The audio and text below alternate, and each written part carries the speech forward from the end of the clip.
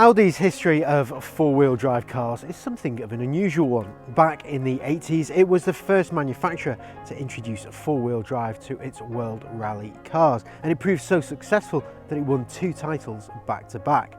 And while Audi introduced four-wheel drive to many of its road-going cars, it took almost 30 years for it to build a fully fledged SUV that would take on the likes of the BMW X5 and Land Rover Discovery.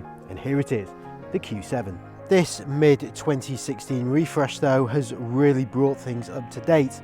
The exterior styling is right on brand with this trademark trapezoidal grille and these stylish headlamps and tail lamps with indicators that sweep left and right just adds to the drama.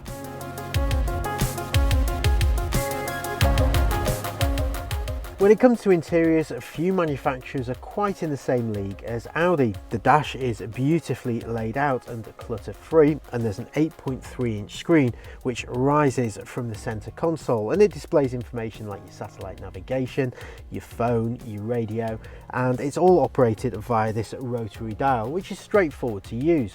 There's also a touchpad which allows you to write instructions, which is fine when you're stationary, but it's not so good while you're on the move.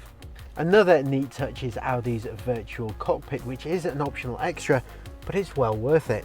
It allows the driver to adjust the screen where the dials normally live to display other information like maps, phone, audio and driver information. The dash is awash with soft touch materials and well damped switches. In fact, everything you'd expect from a car at the premium end of the large 4x4 segment. Real metal trims on the center console and door tops really add to the quality feel of the cabin. From behind the wheel you get this king of the road driving position, a seat that's fully adjustable, electric across the range, and a steering wheel that moves in and out as well as up and down. The range of movement on the seat even includes a 4-way lumbar adjustment and an extendable base. Forward visibility is excellent thanks to these slim front pillars. However, thick rear pillars and large rear headrests block a lot of the over-the-shoulder view. So blind spot monitoring is a welcome addition, as is a reversing camera to help parking.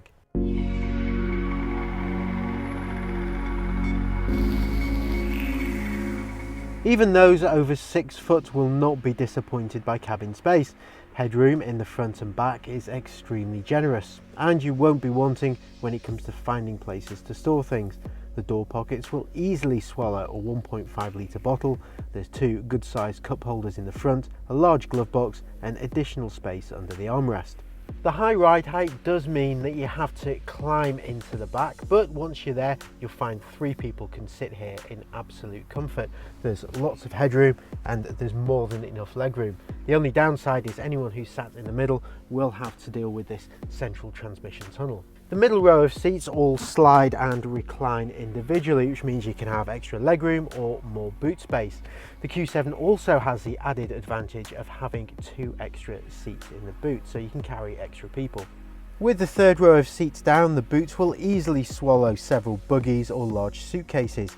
Luggage space shrinks by half with the 3rd row of seats in place, and with all the seats down, there's a vast loading bay. The process of raising and lowering the seats is made a lot easier thanks to these buttons that are neatly located in the boot. Also, if you go for the optional air suspension, that'll raise and lower the ride height, meaning that heavier items can be loaded into the back a lot easier. All Q7s use the same basic 3-litre V6 diesel, but it's available with 2 different power outputs, 215 or 268 brake horsepower. Both versions are smooth and offer decent levels of performance, and as the more powerful version isn't that much more expensive, it is punchier, and so it's not one to dismiss straight away. An 8-speed automatic gearbox is standard across the range, and it comes with these flappy paddle gear shifters which you'd normally find in a racing car, so it means that you can take a bit more control, especially when you're pushing it down a country lane. A conventional suspension system is standard and it keeps the Q7's body well controlled, although it can be a tad firm at low speeds over bumps and potholes. Opt for the optional adaptive air suspension and this transforms the Q7 into the best riding car in its class, a bold statement when you consider the opposition. It gives the driver two different driving modes. There's comfort, which sets the car up to literally waft over imperfections in the road, and dynamic, which really ties the body down, giving a more involving drive. As you'd expect for any car with the word Quattro in it, there's plenty of grip. However, the overall driving experience isn't as engaging as the BMW X5 or Volvo XC90. The steering is accurate, but it does feel overly light, which is fine when you're manoeuvring around town, but it doesn't inspire confidence at higher speeds.